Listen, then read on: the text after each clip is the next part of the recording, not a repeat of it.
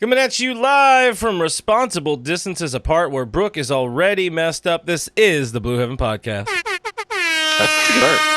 What is going on, Dodgers Nation? We have Giant Brooke over there. My name is Clint. You can find me as RealFRG on Twitter and Instagram, and I will work on the. Oh, it fixed itself. Cool. Who are you, Brooke? Me three.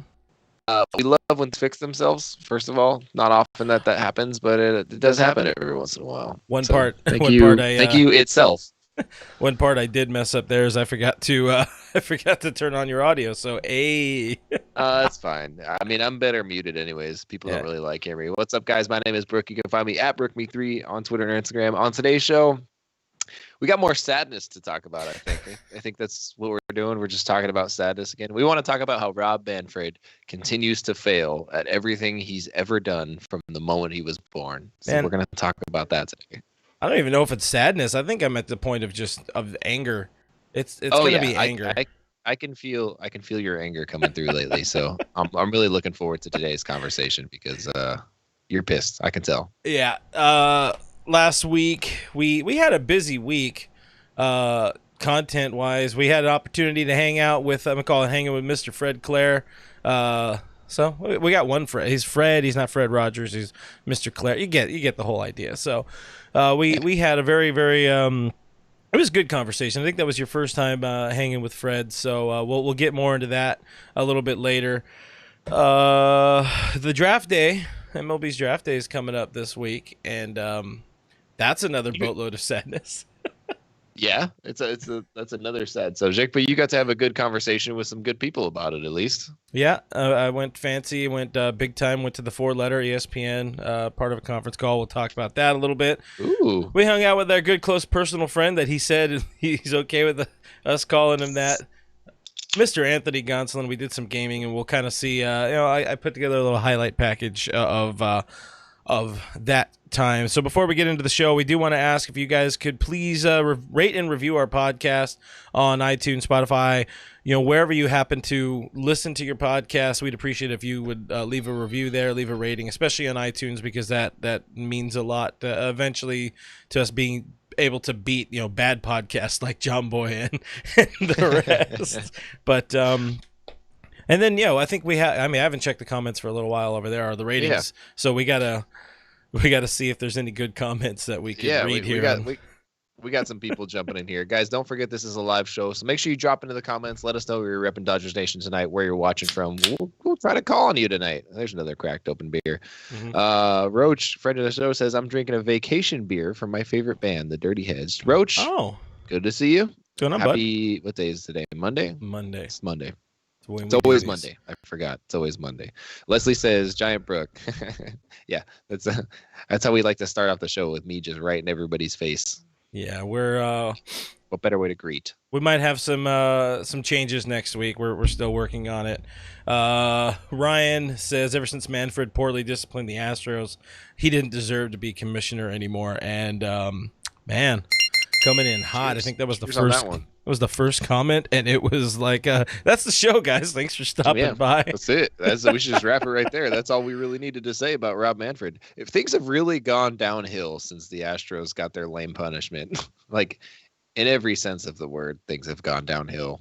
Yeah, it really has. So if you guys are upset at baseball, if you guys are upset at Robert Manfred, please get those comments ready, because we're going to dig into those in just a minute. And we kind of put out a feeler we put out a question on our Twitter earlier today as well, and we kind of want to see where the comments ended up with that. So we'll get to that in a little bit. But first off, man, I don't even... That's a good start. I don't even know. So the latest and the worstest, once again today, Major League Baseball and its owners told the players that we're doing this for you guys, and essentially pitched to them the same deal they started with, in a way. That's the funny thing to me, is that they keep coming back with the same thing, just phrased differently. And I really like how people have ran with that on Twitter. Yeah, my favorite with that was Andy McCullough earlier today. He says you can give credit to Major League Baseball for conceding their initial offer of 6-1 and now offering a half dozen of the other, which it's good. It's really good. Just kudos on that one. it's hit a point where it was already embarrassing, but now it's like god damn, what are you guys doing? I think you've been bickering. my You're the laughing stock of right. professional sports right now, very blatantly. I think my favorite part was that people were so excited when they first read this report this morning. Like the report breaks, it's good reading. I don't even remember what time it was, around 8:00 when that news came out. 15 minutes later, it's like the MLB Players Union is not going to approve this. No. They hate it. They hate everything about it. It's terrible. So there was like a 15-minute gap where the whole world was like, it might happen. We might get a 74-game season. We might actually get to watch baseball. And 76. Then the whole world exploded again. 76-game. Still, it just watching. Why not just think move that's record up? time. I think that's record time to have hope dashed like that quickly for baseball games again, which is great. I mean, it was great to see everybody like, this is gonna happen. Crap, this is not gonna happen. Yeah, the thing that made it kind of tough or made it easy to be positive about was ESPN's Carl Ravitch. His tweet was positive. He made it seem like this is it. The players are going to be like, hell yeah, we got a bunch of games. We got they got rid of the qualifying offer, that kind of stuff. Right. But that wasn't enough. Well, one, it was, you know what? I got to take that back. That was not enough. You failed. You messed it up, and it comes out to being the same prorated salary of about 33% of the earnings the players were supposed to make, and that seems to be the number. They just keep going in circles to round back to the same number. Was it Mike Axia or Axisa? I don't know. Some guy who works at the CBS, as they call it. I think he was the guy who really broke it in a way that pissed off people, because it says 82 games at a sliding scale. It's about 33% salary. 50 games at a prorated pay, about 33% salary. 76 games at 75% prorated pay. Drum roll, it's about 33%. And I don't know where the hell does the league, does Manfred, do these people think that the players are stupid? I mean, not all. Hey, the high schoolers won the spelling bee this year at Dodgers camp, so people know what's going on.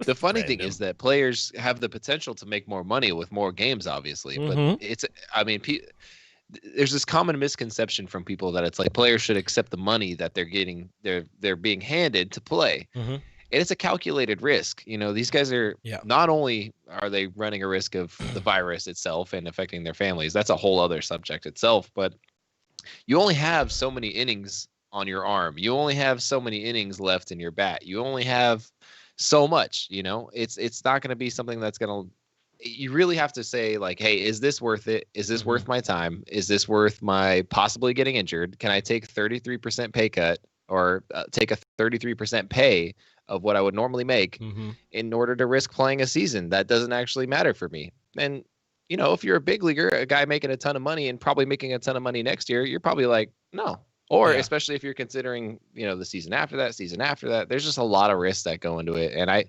find it hard to imagine a player that's like, yeah, whatever.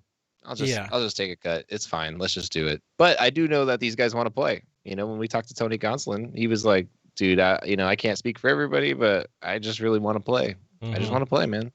They all just want to play in some way, but also you can't just step on all the work that the league, the players before you, your predecessors have laid this groundwork for you to be getting this much money. Granted, it's still not done well. You have to make it 6 years in the big leagues before you can go out and actually get real big time money.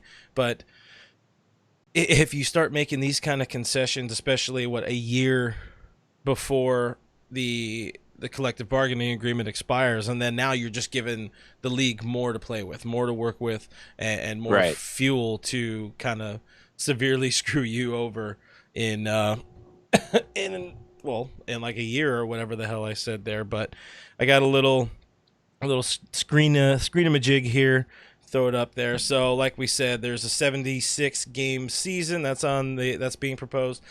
It comes out to about $1.431 million that would be going, or billion, I think, or million. I don't know. I forgot what the exact number. I guess it would be billion. Yeah. So with that, let's just focus on that for 1 second. Um, they it's the same thing. They stepped it up from the initial offer of like 1.2 billion or whatever. I know chump change here. Right. Where they lost it though is they're putting more of the risk now on the players because that extra money or 400 million of it comes from the postseason shares, and now there's always going to be the risk that the postseason might not 100% happen, and that's a Right. huge concern for everybody involved. But if there is a postseason, it will be expanded. Apparently, they're saying up to 8 playoff teams per league at MLB's discretion. No, I still don't like that. I never will. But the good thing for the players, sort of, I guess, is no qualifying offer for any teams, or for any of the players. So the players won't get screwed, but the teams will kind of get screwed in a way. But I guess it didn't turn out exactly like that because somebody like to say the Dodgers lose Mookie Betts, he's gonna go sign somewhere for a lot of money, and the Dodgers would still get draft pick compensation. So apparently they're just going to expand the draft as much as they can when it comes to that. But spring training 2.0 would last 21 plus days, so no finite day there or no finite number. And the season will be now July 10th and ending on the originally scheduled day of September 27th. So there goes our patriotic re-entry into the world. Right away, we fail hitting July 4th because they've wasted the last 3 weeks arguing with each other through Jeff Passan and Ken Rosenthal, and it's ridiculous now. Well, it's been ridiculous, but the fact that they gave the league, or I should say, the league gave the players 2 days, gave the union 2 days to respond to this latest proposal, and you just keep wasting more days, more time, and if they're so desperate to not have baseball played past October, the longer you wait, the more one side doesn't offer up a concession, the more you're going to screw yourself and just, back yourself up against the wall. Right. I mean, I think there's so many things that are, I don't know, like, are they pretending like the Players Association is dumb or something? Like, what is their end goal here? Well, I think I'm trying to understand the thought process that went behind this. Obviously, they turned down the last proposal. They laughed at it. They were like, "Yeah, right. That's never happening. No way."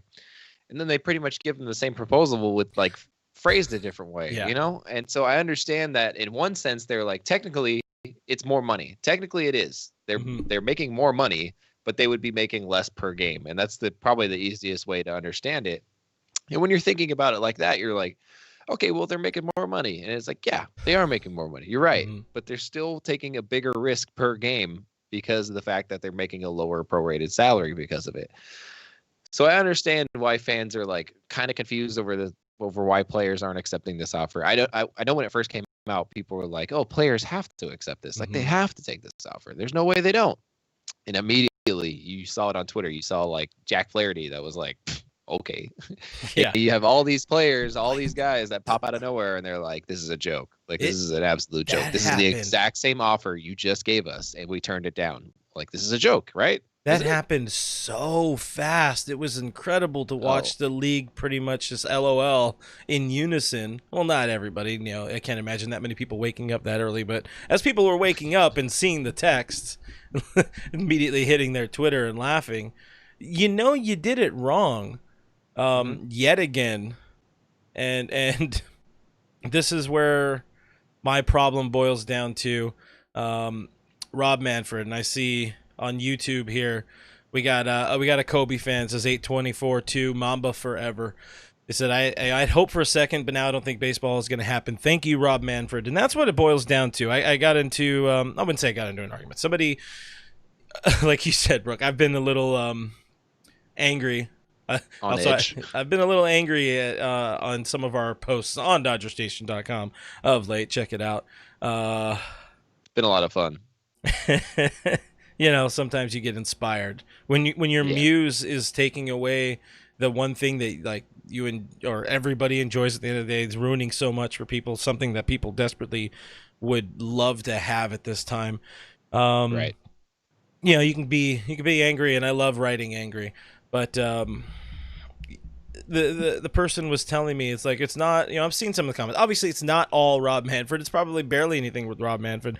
Where I have the problem with Robbie Manfred is that he's been in the league. He's been the commissioner since what, 2012 earlier? I forgot. I don't know the number because it's a bad time. It's long enough. And his one thing has been, we have to speed up the game. We have to speed up the game and all this stupid bullshit instead of bringing the sides together. If anything, the divide between owners and the union has grown significantly in that time. He introduced, or under his stewardship, this stupid qualifying offer thing popped up, and the players hate it. And that combined with the growth of analytics in the arbitration process has cost players a lot of money. And baseball, the owners, they're all making record billions of dollars on this, and they don't want to release how much money they're making because they don't want the players to see and be like, wait, whoa, because that right there, that's already going to be another version of a walkout you're going to have to deal with. So obviously Manfred isn't going to be the guy, although he can be the guy to say, like, all right, whatever, if you guys don't want to do this, I'm saying this is the season. We're going to play this many games, show up or don't. And he doesn't want to do that because he wants to be liked. He wants to be loved. Can anybody find me somebody to love? Anyway, thank you. That's good. I'll give me a bell really right there. I mean, I think people often forget, myself included, that ultimately it is probably going to come down to Rob Manfred's decision. So if the owners say, hey, we're going to pay 100% of your prorated salary, at that point, Rob Manfred can say, we are playing then this amount of games, and there's no deal that needs to happen. There's no approval that needs to happen from the Players Association. There's nothing that needs to happen in order to make that happen. As long as they're paying 100% of the prorated salary, Rob Manfred has it within his abilities to decide the number of games played. So with that being said, still convinced that a season is going to happen. Yeah. Still convinced that there will be baseball. I just don't think it's going to be what we want. And ultimately, it's probably going to end up being a 50-game season, which is going to suck. I'm not going to love that. I'm not going to be a huge fan of that, but it's baseball, and I need baseball back. And we need some hope for the future. We had in the comments, David over on Periscope says, will not agreeing to a season this year lead to a future lockout. It doesn't necessarily mean that there's 100% going to be a lockout based on a 50-game season. If there was no season, if they could not come to any agreement whatsoever, it pretty much guarantees a lockout. But on the other hand, there's probably going to be a lockout following the 2021 season. I don't see a way around it at this point. There's no way that the league is suddenly going to flip its script and be like, hey, we're going to be player friendly now. We're going to just do whatever you guys want to do because we realize we screwed up in the past. No. Yeah. You see it here. You see that there's greed. You see that they're taking advantage of things. They don't want to play a season. There seems to be no desire on the owner's part to play a season. And that's the most concerning thing to me. It really doesn't seem like they want to play. Yeah. And that alone is enough for me to be like, yeah, there's probably going to be a pretty hefty 2021 lockout. I mean, there's probably some of the owners, some of the teams want to play. I would imagine the Dodgers wanting to play. They just went out and threw a bunch of money. Whatever, if that's the case, hell, reduce the amount of teams. They don't need 30 teams in the league if 15 of them are going to do what the Astros did to win their championship, air quote. If they're going to punt the season, if they're going to go for the draft picks, then you guys don't deserve to play in the league. I'm down for 15, 16 team league. Let's make it happen. I feel like it's weird to have the 8 playoff team per league. I don't know. Do you have opinions on that? Do you have strong feelings about that? I don't like it. I will never. You don't like it? No. Okay. I didn't want to overstep and say that's stupid, but I think that's pretty stupid. Like, hey, let's just half the league in the playoffs, half the league not. Especially it really teams, takes a lot away from it. There's going to be so many. Maybe that's their way of trying to negate the teams or punish the teams in a way that are not fighting for the high seed or whatever it may be. But at the same time, even if they make the playoffs at the 8th seed and they have in a 50 game season, they're 20-30 and they make it, and that's probably a good record. They're still going to get that high draft pick, and why reward them? Why give them that opportunity to just get lucky? Everything in the playoffs is kind of it's kind of a crapshoot. The worst team Yeah. could we've seen that happen a number of times where a bad team barely squeaks in and makes it all Wins the the World way. Series like last year. Like last year, the biggest one for me is I think it was 2012 Cardinals or Yep. 2011 Cardinals. That's a good one too. Eddie over on Facebook, I think you're gonna like this one. He says there's a 33% chance there is no season, and that's pretty spot on, Eddie. We appreciate you for that one. You really got to listen to the whole show, you know. Hey. All right, so Really let's see. Hamilton says the worst part is no matter what, it's the fans that will pay up in the end. Ticket prices, concessions go up next season, guaranteed. Oh yeah, everything's gonna go up. Parking. Oh, Frank yeah. McCourt's gonna make more money on his parking lots. And we're all going to be angry, but you know what? We're still going to show up to the games and be happy. Dodger Dog is going to be like $12 next year. A Michelada is going to be like $43. It's like, did you guys at least grill this? No, we spit on it. Go away, you Now bitch. Eat it.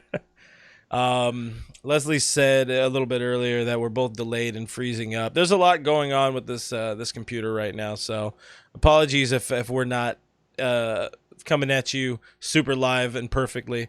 We're Things trying are our about best. to get a lot better, guys. Let Bet. me just say that things are going to get a lot better. But Us so the question was, working out the details. Yeah, I'm working it out.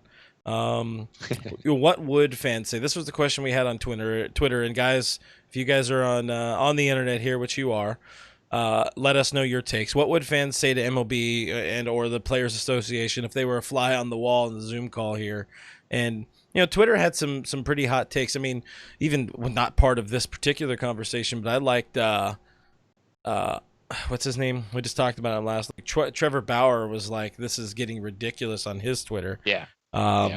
But one of my buddies here on our Twitter, David says, enough with the offers and rejections, counter offers spread over weeks. Get in a room, lock the door, and talk. Come out in a few hours when you've agreed that baseball is best for everyone. And that one is pretty hot in my opinion because it's right. Just do it. Please, just everybody get together. Let's play some ball and do the thing. I like the idea of just locking them inside and being like, you need to figure it out. Just get it done. I'm going to dive into some of those comments from Twitter, though, before we get some from the live stream, because Lincoln over on Twitter said they both need to compromise, get on a phone call, and make a deal. And at some point, you got to figure that both sides are going to have to make concessions in some way. Somebody's going to have to give in, and it's probably going to be both sides. You would hope that it's both sides. You would hope that both sides are willing to give in some way. Ownership is giving in a little bit. Players have given in a little bit. They're still far apart.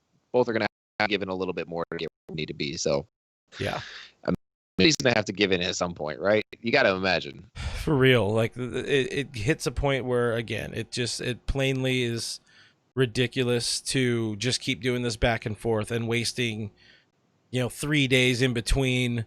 Like, oh, well, we're going to think about it with these people or we're going to do this. Like, no, just figure it out. Just figure it out. Or like I think I said it last week, figure it out or tell us, there's going to be no baseball and we can move on with our lives. We can do better things. I just need an answer. I don't want to be left on red and just waiting. Just tell me yes or no, and we'll move on. We'll be good either way. If you want to call off the season, all right, I'm going to cry about it, and then I'll get over it. I'll move on. I'll watch football and hockey. It's okay. We're slamming ownership a lot. We're slamming Manfred and all that. Where in your opinion with all of this are the players at fault? Where are they maybe being too hard-assed and steadfast in their desire to only accept 100% of their, or pretty much go with what was agreed upon in March? I don't think they're giving in on anything, and I don't think they should. They had a March agreement. They had a verbal agreement with ownership. They had things figured out, and then ownership decided to change it. Ownership, There's no way that ownership thought that it was going to be possible for fans to be in the stands, and that's their argument. They're saying that was made under the guise that there are going to be fans in the stands, that there will be people attending. I don't buy that. I don't get that at all. We both knew as soon as this happened, as soon as they shut down the league, that there's no way there was going to be fans, likely at any point during the season. And so they're saying, that agreement, that it's not accurate because we didn't think there was going to be fans. So we're going to have to agree to something else. And players are like, whoa, hold up. We had agreement, and now you're backing out on that agreement. And owners are saying, we're not backing out on it. It's written into the contract that if there's no fans, fans, that we're gonna have to talk about it again. Mm-hmm. So it seems to me like the ownership is really trying to take advantage of the players. But I do understand that when you're talking in terms of millions and billions, the average person like me and you, it's hard to look at that and say, why aren't they playing? Like, why just play? Just take your money and play. It's hard. When you're talking about guys who, if you're making the minimum salary in Major League Baseball at a 33% rate, you're still making like $250,000 or something like that. You're still doing okay comparatively. So it's hard for the average person to look at them and say like, no, they should go out and get their money. They should go get what they're worth. Yeah. However, I will say they are Major League Baseball players and they should get what they're worth. They absolutely should get what they're worth. But I understand. That first deal had the best player in the game, probably arguably the best player we've seen play the game in the last 100 years. Yeah.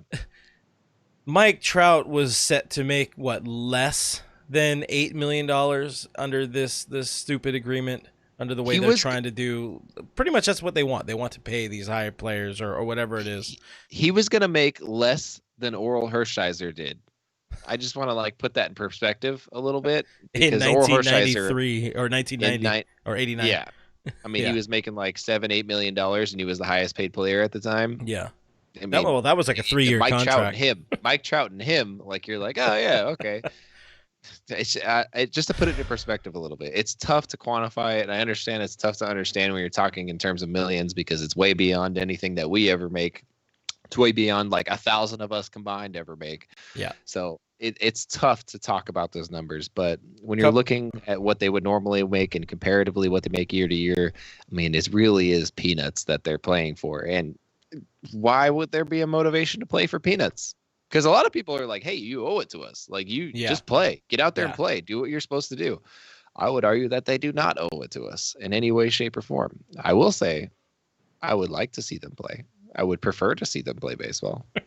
Charlie Hamill, our boy Hamill, says owners have to be really stupid. Us as fans knew there was never going to be fans in the stands this season, and they're using that as an excuse. They had that fine print in there, and I feel like that March agreement, and I've been kind of standing on this soapbox for a little bit. That March agreement was kind of signed in good faith by the players because there were so many other people that were going to get money out of that or eventually get taken care of, whether it be the stadium workers, whether it be minor leaguers. So they didn't want to do it. They didn't want to do what they're doing now then. Understandably. Right. Also, then I don't think anybody expected us to be 170 weeks into, pandemic quarantine season. That's probably about to get worse again because of Memorial Day and people not being smart. But I saw a comment here if we could switch gears for a second there. I've kind of 2 points here because I haven't talked to you since or much about the NBA and their season agreement, but Tyler also has a point. So I kind of want us to sort of dig into these two, and then we'll get back to some of the comments and some of the comments on Twitter and all that. But Tyler says, I've been saying the players need to strike. I mean, at this point, they might as well just call it a strike in a way. It's not, but it is, but it isn't.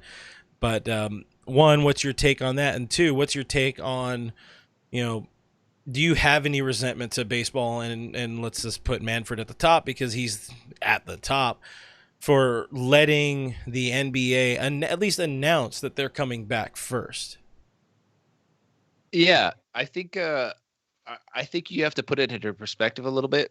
NBA was, they weren't looking to get their season started. It's not like they were a few weeks out from starting. It's not like they were in the middle of their summer camps or something like that. They were winding down their season. They were headed into playoffs. They were in one of the most popular NBA seasons ever.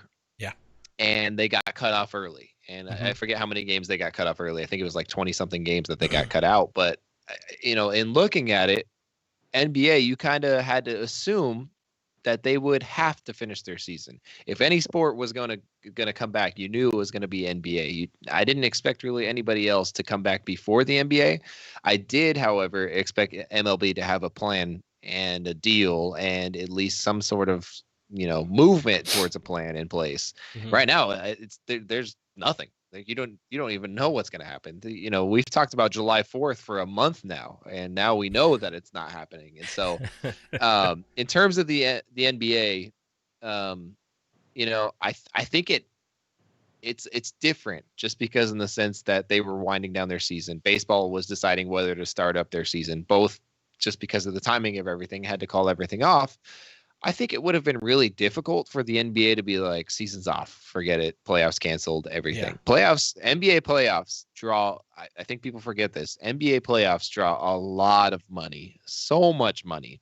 So they're really just missing out on the income from the playoffs. They made all their money for the entire season. Mm-hmm. There's no contract in place with the players. There's no deal that they have to redo. There's very little, there's very little logistics they have to do in between other than finding a place to play and keeping players safe. Mm-hmm. Baseball has to rework an entire contract. Baseball has to rework an entire approval process with players unions. Baseball has to rework health codes and places to play and whether to play in your home stadiums or not. There's a lot of things that go into it because also the NBA isn't even having all their teams start. MLB can't be like, you know what?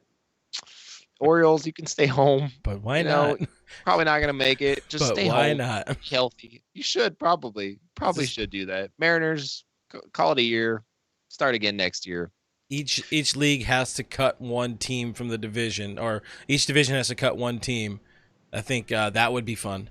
That's fine. Giants. Yeah, cut off. The team who consistently finishes last in the cellar of the division. That's fine. That'll be good. But NBA is still having a pretty decent amount of teams come back, and they'll finish theirs up in Orlando, and they'll be playing in their bubble, their version of a bubble, and that's great. But in terms of MLB and whether I want them to strike or I think that they should strike, I absolutely think that ownership is demonstrating time and time again that they don't really care about their players, and that's a broad statement. I'm not speaking specifically about one team. I think the Dodgers are very good about. I would really, that was another thing that I had talked about is I would really like to know what each team owner is saying. It's really difficult to just group together 30 team owners and be like, they all suck. They're all terrible. Mm-hmm. They all want this. They all want that.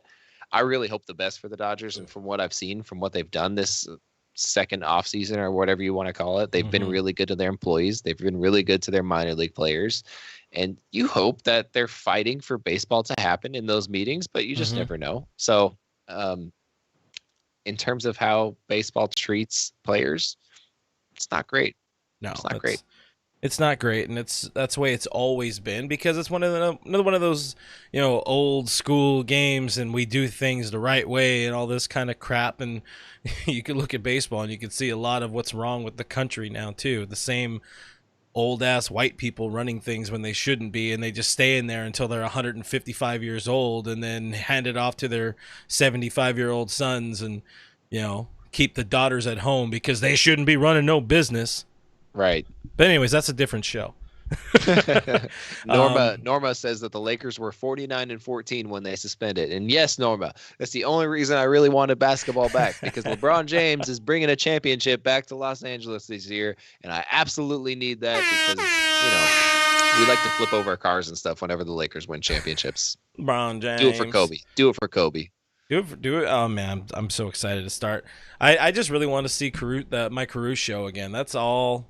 Like he's got a big haircut going now. He's looking ready, fly. Man. He's been playing Twitch for like 3 months now. Like, you got to get that boy on a court. for drinking real. Mountain Dew and hot Cheetos. Nice kid, friend of the show. But a few more of the comments on the Twitter side. That's the name. Says nobody will care about baseball after this. Kind of probably not. But a lot of the people, a lot of the commentary was get it together, figure it out. Gail had the same. Gail was like at MLB owners, greedy, which you know what? Sources confirm definitely they're the most greedy in this particular thing. My hot take, it's a little not safe for work, but here's my hot take for everybody. Well, then get your shit together. Get it all together and put it in a backpack. All your shit, so it's together. And if you gotta take it somewhere, take it somewhere, Take it to the shit store and sell it. Or put it in a shit museum. I don't care what you do. You just gotta get it together. Get your shit together. And I agree 100% with Morty Smith. Get your shit together, MLB. His last name's Smith? Yes. Yeah, they went with the most basic name I they could. realized that. Yeah, I mean. Wait, I no. feel that. Yeah, wait, is it?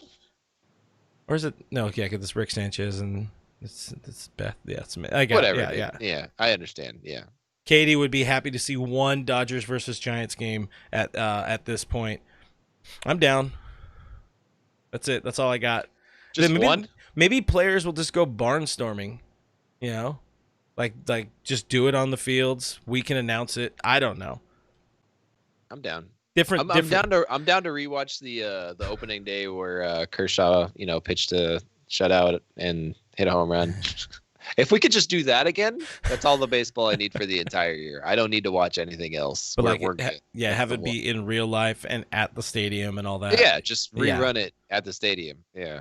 Another one of the things I kind of wanted to bring up to you, because apparently we have a whole caravan set up now to go to Texas if baseball happens. What are your thoughts there on them kind of going from like 25% to 50% full in about 30 seconds? People who don't know, Texas says that if these sporting events happen, they're going to try to fill some of the seats. I think that's kind of the way it goes, right? Yeah, and actually today, Texas COVID cases were up, so that's encouraging. Always a good sign. No way. You telling me that the state that opened up like 3 months ago? No, I think. Wait, hold on. Shout out to Ross Stripling and Cooper Searles. Shout out to you guys. Stay safe out there. When I saw that, my first thought was like, hey, if they're gonna open up, the Rangers and they're gonna open up the Astros. If the new league realignment that they had talked about is going to happen, where they put Western teams together and Eastern teams together, regardless of National League or American League, that means that the Dodgers are probably going to play the Rangers and Astros more often, if that were to actually happen. And if that's the case, I will definitely be making trips out to the Rangers and to the Astros to watch Dodger games, because Texas isn't that far. I need to watch baseball. You have family to visit out there. I do have family. You have in-laws to visit. I do. I have a place to sleep. So I don't know if you guys would be down to make the drive to Texas, but I will. Let's say it does happen. I definitely will be going. Like, there's no doubt about it in my mind. I will definitely be there if they open it up to fans. How could I not? Like, you're like, hey, you're either not going to see a baseball game in 2020, or you can drive to Texas. I'm like, all right, well, I guess I'm going to the hottest place on earth. Whatever. Yeah. And if you go to Minute Maid, at least you could boo the Astros at the same time. So it's win-win-win. That's true. Two birds, one stone. Yeah. and if we go to Rangers games, we'll always watch a Dodgers win. So it's perfect. Hey. What are you talking about? They have that one guy. Fit Jock Peterson. Damn. Get that on his Players Weekend jersey. The final point here we're gonna give to our guy Richard Hooker. He says, in listening to you guys talk about cutting teams, I came up with the last-ditch idea for baseball. Just make the season a round-robin tournament. Each division plays for the chance to advance and finishes with the normal playoff scenarios. At this point, I'm open for anything. I don't think the teams that don't want to really even be there should be there. If they're talking about if these proposals keep going back and forth, saying that if players have health concerns, they could opt out of playing and still get their pay and still get their service time. But the other players that just don't want to play, now the new agreement says they won't even get service time, which is pretty dick if you ask me. But in the same way, we know there are teams that are trying to punt, that are trying to even sabotage these negotiations. They don't want to play. Bah, Felicia. That's it. That's it. Just a simple byplay. You said you're down for anything in terms of getting games going. I'm down to send out the biggest player on the team to fight in a 30-way cage match to decide the champion. Seems reasonable. And I don't know if you have any opinions on that, but my money's on Jock Peterson. I could see him being scrappy. You just would have to promise him a push pop. I think that's important. Yeah. I'm trying to think if there's anybody on the team that we could send out other than him, but I think he's probably our best bet. Oh, wait, no. Joe Kelly. Oh, but he just ended up blowing it. I mean, he's scrappy, but he doesn't got the weight behind him. No. He's scrappy though. He can mess up a few dudes. It'd be Probably take 3 or 4 guys out. It'd be like watching one of those featherweight fights where they just keep hitting each other and it goes like 75 rounds and everybody comes out like perfectly healthy. Worth it. Worth it. Worth it. All right, well, hopefully we keep saying it each week, guys. Hopefully we have a reason to come back on again this week and talk about baseball, either figuring it out or not figuring it out. But until then, we're going to kind of highlight ourselves a little bit because we had a good week last week in terms of, talking to some baseball people. Like I said at the top of the show. Yeah, great week. Look at that. Great week. Just had to send out a few emails, do a little bit of things, do a lot more than that. But, Brooke, that was your first time on the horn with Mr. Fred Claire, huh? I have never talked to a World Series champion general manager before, so that was a very fun time for me to get to talk to Mr. Fred Claire. If you guys don't know, he's the general manager during he was the general manager of the 1988 team. Mm-hmm. If that's not enough for you, he knows a lot. He's a smart guy. He's one of the most genuine, nice guys that I've ever met, I'm pretty sure. So we got to chat with him, and that was a lot of fun. And he got to talk about a lot of things, including the 1988 team. And you've had a lot of encounters with Fred, haven't you? Yeah, Fred's great. So Fred is pretty much one of our original friends of the show. I think even back in the day when Kevin and I started this version of doing something with Dodgers Nation, it was... You were our first like official, unofficial guest. You had your big day with Mason in Ireland or whatever, or not even in Ireland. It was just Mason. Yeah. But we had him. We had you, and then what's his name? The other guy, Jerry Hairston.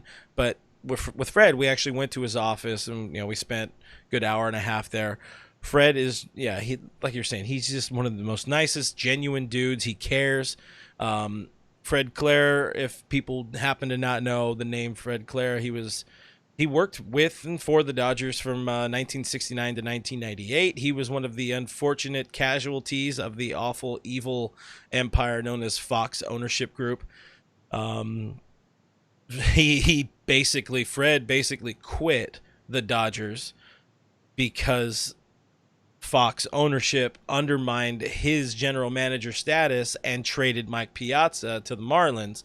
And when you have a new ownership group come in and tell you, oh yeah, don't worry, you have control of it all, and then a few months later they trade your star marquee player and don't even involve you in it, you're gonna be a little wait, pissed. What happened?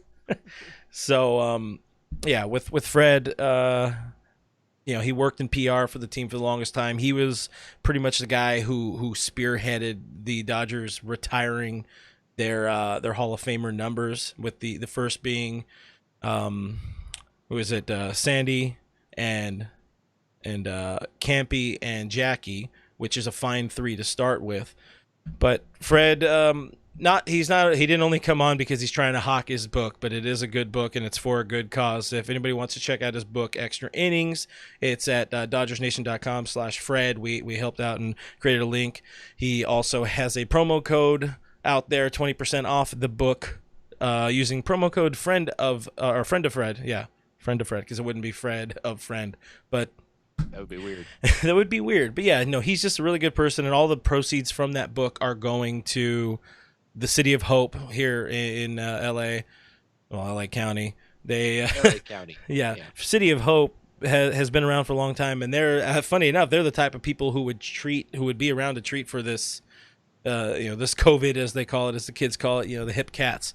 This would have been up their alley back in the times when people were too afraid to touch anything or didn't know anything. But anyway, I see people honing in on the Piazza trade. So yeah, you understand where Mr. Fred Claire ended up at. But Fred did talk about the negotiations a bit, and I'm hoping, I think this clip will work right. Brooke, you probably won't be able to hear it, but that's okay. I don't matter. Yeah. But yeah, Fred just was talking, and this was on Wednesday. He was talking about where baseball's at, and the ultimate takeaway is you can't let these people fail the game of baseball. what's happening here is a lack of trust of the players not trusting management. In all of my years with the Dodgers, my years as executive vice president, my years as general manager, the one thing that I tried my best every day, every period, every hour was to build a relationship of trust with the players. And I'm not the one to answer how that ultimately played out, because the answer isn't what I intended to do or what I wanted to do. It would be the players themselves asking, what was Fred's relationship with us? Did we trust him? Because in the negotiations today, first of all, if I had had any involvement, and I don't say this as a second guess, I just simply say it from my own perspective and history, I would have said to the players, look, we're not going to discuss any financial part until we discuss how we're handling the health, welfare of the players and others involved in the game. Yeah. From the players to the clubbies to the media to everyone. And until we agree that we have a foundation of health and your safety first, I have no interest in discussing money. So the thing that baseball needs to understand, the players and the owners, they better not fail. They better not fail this game over money, or they're going to have the biggest failure of their lifetimes. Believe me. Well, the publisher better not fail this game over money, and that was like pretty much right off the bat in our conversation. I mean, we talked about much more important things first, and that full conversation is uploaded as a podcast. Check it out at Blue Heaven Podcast, anywhere your podcasts are available to digest. But like right away, he was talking about how much more important the health would be before any of this other money stuff. He says we're not going to talk about money until we figure out the health. And that's, I mean, hell, we'd be playing baseball right now if Fred Claire was running things for MLB. But I don't know, just where are your thoughts with remembering as much of that conversation and where that's all I got. Yeah. I think Fred had a lot of good things to say. I mean, that was definitely something that like stuck with me after that was pretty quick into the conversation where he's like, they better not fail. Like they need to make this happen. And his health concerns were genuine. He was like, as long as they have the health guidelines in place, as long as they have those things figured out, there's absolutely no reason that baseball should not happen. And if they don't, they're going to let down a lot of people, and it's going to look really bad for a really long time. And you're going to lose fans, and there's going to be people that don't come back to baseball. And before he had said that, I remember seeing people on Twitter saying, that if baseball didn't come back this year, that they would not partake in baseball and that baseball would lose a lot of fans. And at first I was like, I don't think that's true. I think people are being emotional and people are being reactive to what's happening right in front of them. Yeah. But the more I thought about it, the more I was like, if you're not deep into baseball, like the deep committed fan, like so many people here in the chat and us and so many people that we know, if you're a person who just switches on the game every once in a while because they just want to watch some baseball, that's pretty easy for that person to forget about baseball when it's gone for a year. It's gone for almost 2 years. So when he was talking about that, and there was a lot of other things that he talked about that like were more encouraging, made me feel a little bit better. Yeah. Which was good because I definitely needed that. So Grandpa Fred really helping out with me on that one. But he had a lot of really interesting stories to tell too about his past, about the '88 team, about we talked about the Sandy Koufax tidbit where it was like Walter O'Malley was basically like, if he had kept playing, I would have made him a partner. I would have paid him everything that he possibly could have made on this team. And so that was a fun little tidbit for me. Probably a little bit of an exaggeration on O'Malley's part, but nevertheless, a really good conversation with Fred. And again, his book does benefit a really good cause. He spent a lot of time at the City of Hope battling cancer, having surgeries, going through processes with teams, and he really gets to compare that City of Hope championship team to the 1988 championship team. It's just a really good story the way it's written and comes together really well. I read the book. Very good book. Would highly recommend it. 10 out of 10, Brooke. 10 out of 10 Brook rating. Yeah, and you know, you're talking about him battling cancer himself, and through it all, you know, everything he's done so much. He's basically dedicated this you know, this fourth quarter of his life in a way to the City of Hope and to people and raising money. Whether it's like, you know, we were at the last golf tournament. They had a charity golf tournament at Oakmont to raise, you know, as much money as they could. Bulldog was there. We actually got an interview with him a long time ago. Mickey Hatcher, even all the way up and through. Man, I can't think of his name right now, and that's going to upset me. But Al Ferrara, who, when I was told, hey, Al Ferrara's coming by, I was like, I don't know how to make this into a good interview. You know, I don't think Al Ferrara from the 59 Dodgers knows very much. Brooklyn-born Al Ferrara would know very much, or would relate very much to today's audience, and I was so very wrong. Like, that was such a great conversation. That's also on an old, you know, Blue Heaven podcast somewhere out there, probably in the, you know, 15s or 20s or something like that. Might be episode 17, because I think 15 is when Oral Hershiser yelled at Kevin to basically shut up. But yeah, great stuff with Fred. We also have some of the clips on our YouTube channel, youtube.com/DodgersNationTV. Check it out. But more stuff we did this week. I mean, you don't exactly expect to utter this line, but these are the times we're in. We played basically like what would you call that? It's not Dictionary. like a drinking game. It's sort of, yeah. We played Jackbox with Mr. Anthony Gonsolin. Tony hung out with us for the second time in the last couple of months. Really cool. It took a little bit to get this set up, but I think it went a little bit better than we probably planned or anticipated.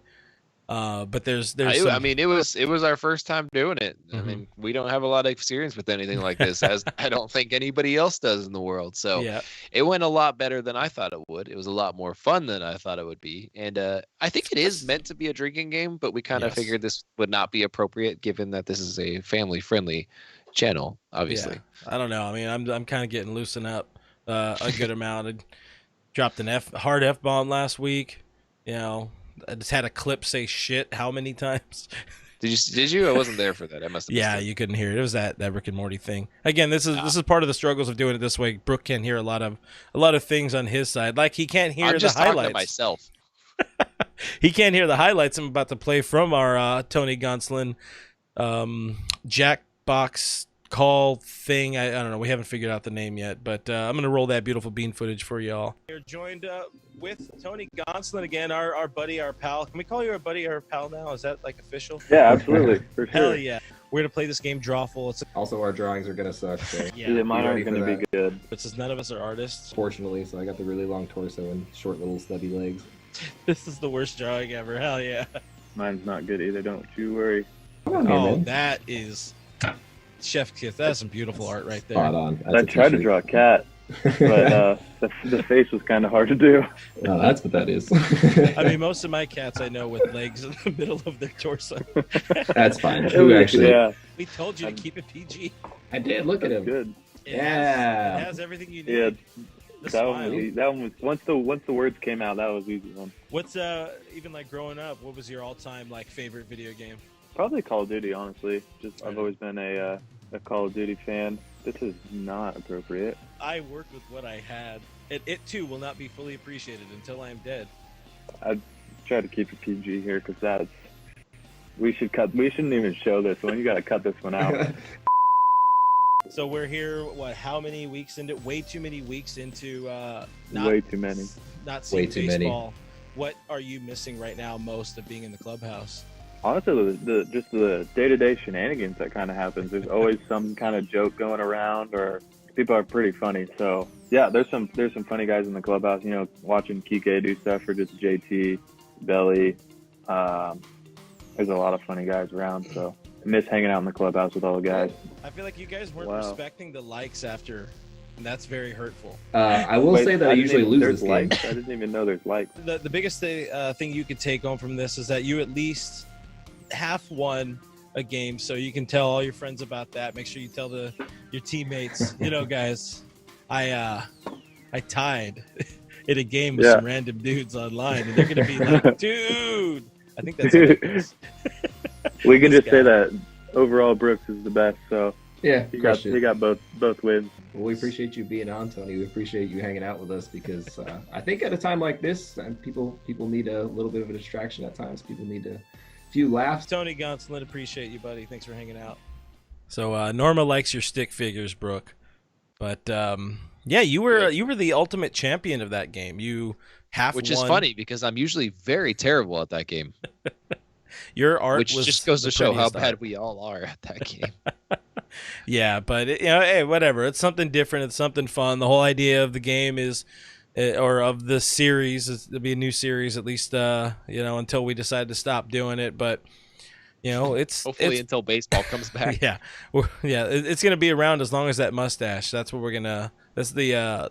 You guys can brook it, but I don't know. Are you hurting?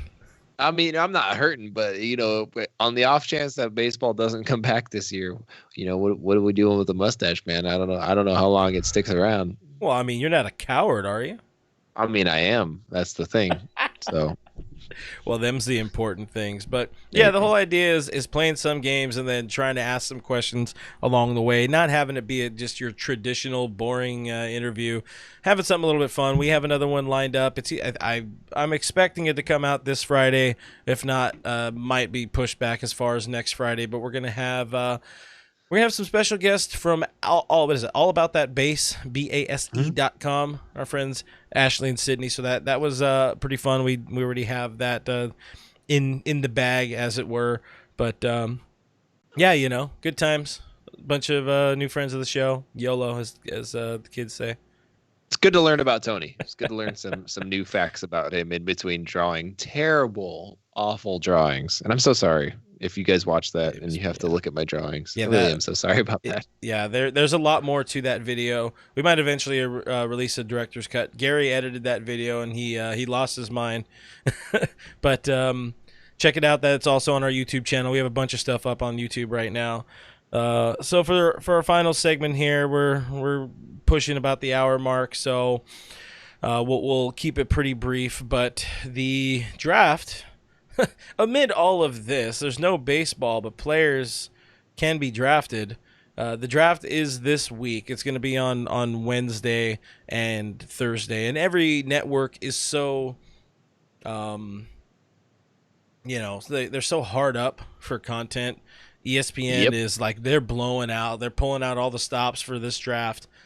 MLB Network is going to be carrying it as usual, and It's an interesting time. Reduced 5-round draft like we talked about before.